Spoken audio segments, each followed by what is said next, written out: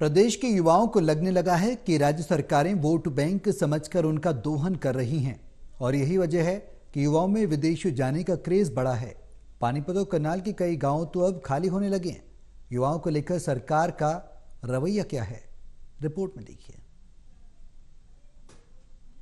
देश की राजधानी दिल्ली से सटा देश की कुल आबादी का 2% हरियाणा छोटा सा प्रदेश होने के बावजूद अपनी जिंदा दिली और योगदान के लिए जाना जाता है।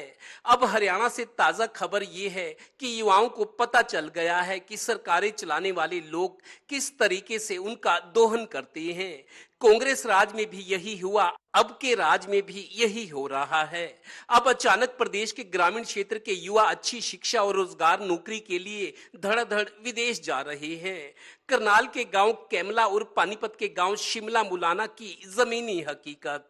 उनको बेरोजगारी है, यहाँ बेरोजगारी के वजह से वो अपनी धरती जमीन जायदाद बेच कर जा रहे हैं। और जो पढ़ लिख रहे बच्चे उनको 30-35 साल की उम्र में नौकरी मिलेगी। उनको आगे बोल रहे हैं 55 साल की रिटायरमेंट मिलेगी, या मिलेगी वो मिलेगा, वो कुछ नहीं है, ऐसा नहीं बता दो। 20 साल की सर्विस में उन्हें क्या मिलेगा? 20-25 साल की सर्विस में और भी जा रहे, हम भी जा, परिवार जा रहे। गाँव में है नहीं, मेरे गाँव में कम 100-150 बालक चले गए जी बाहर।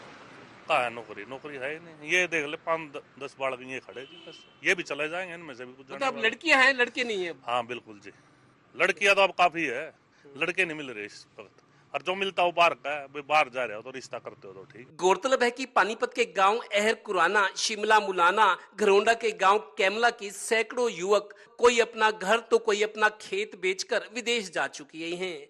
ये ट्रेंड लगातार बढ़ रहा है। रोड बहुल गांव में तो ये ट्रेंड और तेजी से आगे बढ़ा है। इसकी बड़ी वजह यहाँ लगातार बढ़ रही बेरोजगारी है।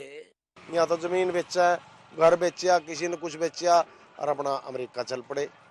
कोई ऑस्ट्रेलिया जा रहा है, कोई अमेरिका जा रहा है, कोई इंग्लैंड जा रहा है।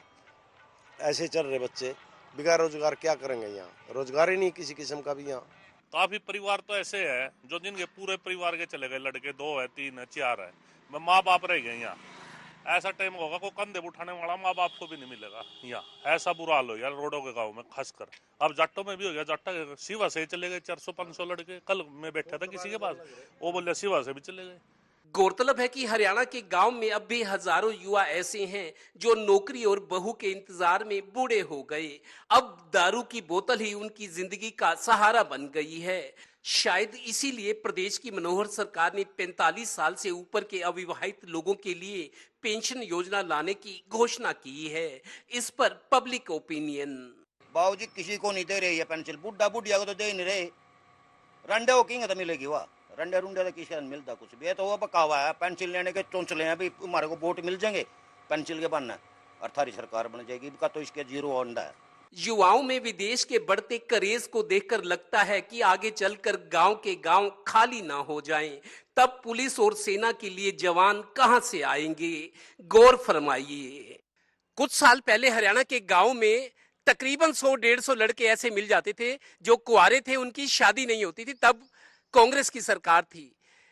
तब विपक्ष में रहते हुए ओम प्रकाश धनखड़ जो प्रदेश अध्यक्ष हैं बीजेपी के, वो मजाक में कहा करते थे कि हमारी बीजेपी की सरकार आई तो इन कुंवारों के लिए हम बिहार और बंगाल से दुल्हनें लाएंगे। वो युवा तो अब बूढ़े हो गए, ना नौकरी मिली ना शादी, अब दारू के सहारे अपनी जिंदगी काट रहे हैं। लेकिन जो आज की युवा पीढ़ी है वो अब अच्छी शिक्षा और रोजगार नौकरी की तलाश में विदेश की ओर रुख कर रही है। इसी वजह से हरियाणा के कई गांव खाली हो रहे हैं। कैमरामैन राजेश कुमार के साथ देवेंद्र कथोरिया, टोटल न्यूज, गांव शिमला मुलाना, पानीपत।